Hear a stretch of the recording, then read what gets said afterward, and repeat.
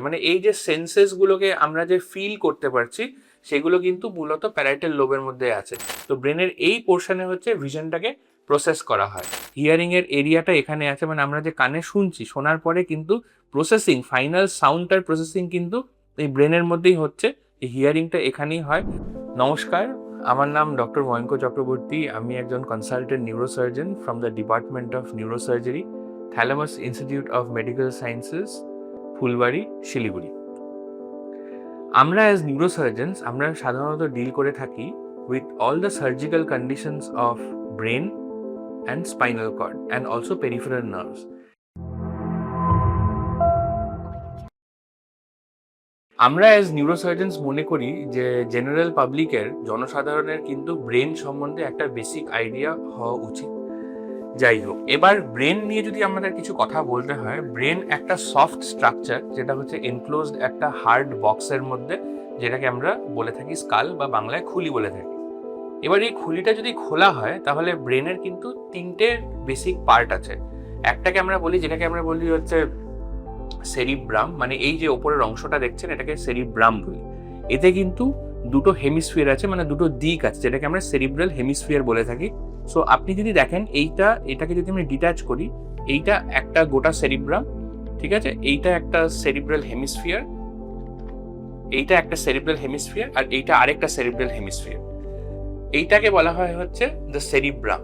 আচ্ছা, এবার সেরিব্রামের পরে যদি আমরা দেখি, এই যে পোর্শনটা আপনারা দেখতে পাচ্ছেন, এই পোর্শনটাকে আমরা বলি হচ্ছে দ্য ব্রেইন স্টেম।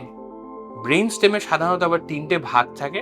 একটা হচ্ছে মিড ব্রেন, যেটা হচ্ছে এটা, মিড ব্রেনের পরে থাকে হচ্ছে পন্স, আর এটাকে আমরা বলি হচ্ছে মেডুলা অবলাঙ্গাটা। এই দুটো পোর্শনের পরে কি বললাম, একটা বললাম হচ্ছে আমরা the cerebrum or the cerebral hemisphere, দুদিকে দুটো সেরিব্রাল হেমিস্ফিয়ার থাকে, এটা হচ্ছে ব্রেন স্টেম। আর একেবারে নিচের পোর্শন যেটা, এটাকে আমরা বলি হচ্ছে সেরিবেলাম। এই তিনটে হচ্ছে ব্রেনের গ্রস তিনটে পার্টস। আচ্ছা, এবার গ্রসলি বলার পরে এবার প্রত্যেকটা পার্টসের কিন্তু এক এক রকম ফাংশন আছে, যেটা আমাদের গোটা শরীরকে কোঅর্ডিনেট করে। আচ্ছা, এবার যদি ফাংশনস নিয়ে কথা বলতে হয়, ব্রেনের কিন্তু প্রচুর ছোট ছোট ছোট ছোট সেন্টার্স আছে, যাদের একটা স্পেসিফিক ফাংশন নির্ধারণ করা আছে।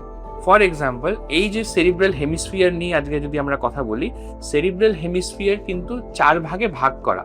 একটা হচ্ছে আপনার ফ্রন্টাল লোব, এই পোর্শনটাকে ফ্রন্টাল লোব বলা হয়, এই পোর্শনটাকে প্যারাইটাল লোব বলা হয়, এই পোর্শনটাকে টেম্পোরাল লোব বলা হয়, আর এই যে একেবারে পেছনের পোর্শনটা দেখতে পাচ্ছেন এটাকে আমরা অক্সিপিটাল লোব বলি।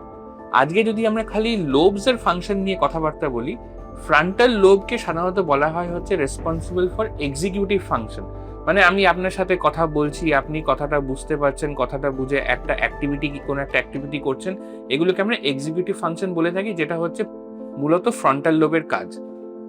এবার যদি আমরা চলে আসি এই যে প্যারাইটাল লোব, প্যারাইটাল লোবে কিন্তু হচ্ছে আমাদের সেন্সারি এরিয়াটা রয়েছে, মানে এই যে সেন্সেস গুলোকে আমরা যে ফিল করতে পারছি সেগুলো কিন্তু মূলত প্যারাইটাল লোবের মধ্যে আছে। সিমিলারলি এই যে অক্সিপিটাল লোব, মানে ব্রেনের যে একেবারে পেছনের দিকের পোর্শনটা, অক্সিপিটাল লোবটাকে কিন্তু আমরা ভিজুয়াল এরিয়া বলে থাকি সাধারণত। এই ভিজুয়াল এরিয়া কেন? কারণ এখানে হচ্ছে আমাদের ভিশন, যেটা আমরা দেখছি, সেই দেখা জিনিসটাকে প্রসেস করা তো ব্রেনে করা হয়। তো ব্রেনের এই পোর্শনে হচ্ছে ভিশনটাকে প্রসেস করা হয়। আর এই যে এই পোর্শনটা দেখছেন, এই এরিয়াটাকে আমরা টেম্পোরাল লোব বলি। টেম্পোরাল লোবে অনেক পোর্শন, অনেক আরো পার্টস আছে, এগুলোর অনেক, সবগুলো লোবসেরই অনেক ডিটেইলড পার্ট আছে। ঠিক সিমিলারলি টেম্পোরাল লোবের ফাংশন হচ্ছে আপনার অলফ্যাকশন, মানে হচ্ছে একটা গন্ধ শুকে ওটাকে অ্যাপ্রিসিয়েট করা, 1 নম্বর। 2 নম্বর হচ্ছে হিয়ারিং। আমাদের হচ্ছে হিয়ারিং এর এরিয়াটা এখানে আছে, মানে আমরা যে কানে শুনছি, শোনার পরে কিন্তু প্রসেসিং, ফাইনাল সাউন্ডটার প্রসেসিং কিন্তু এই ব্রেনের মধ্যেই হচ্ছে। এই হিয়ারিংটা এখানেই হয়। আর মেমোরির একটা ইম্পর্টেন্ট পার্ট, এই ডিপ স্ট্রাকচারের মধ্যে হিপোক্যাম্পাস বলে একটা এরিয়া আছে, যেটা আমাদের মেমোরিকে প্রসেস করার জন্য হেল্প করে থাকে। সো এইটা গেল টেম্পোরাল লোবের পার্ট। ঠিক সিমিলারলি এগুলো হচ্ছে লোবসের ফাংশন।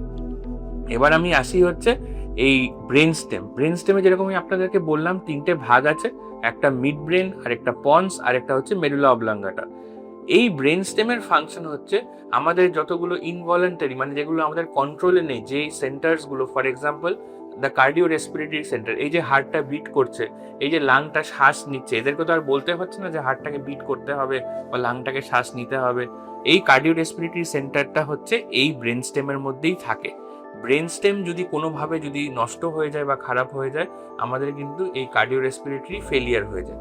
এবার আর তাতে করে কিন্তু কার্ডিও রেসপিরেটরি ফেলিয়ার মানে হচ্ছে সেই লোকটা আলটিমেটলি মারা যায়। সো কার্ডিও রেসপিরেটরি ফেলিয়ার মানে হচ্ছে ব্রেন স্টেমের সঙ্গে কোনো না কোনো সম্পর্ক রয়েছে।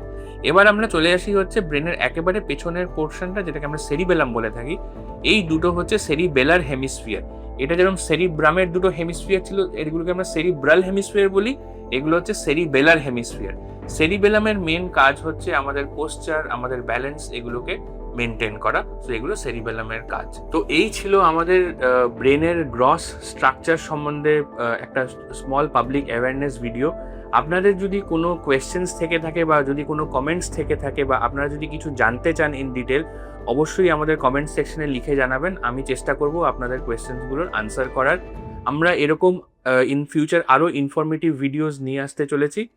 দেখা হবে আবার।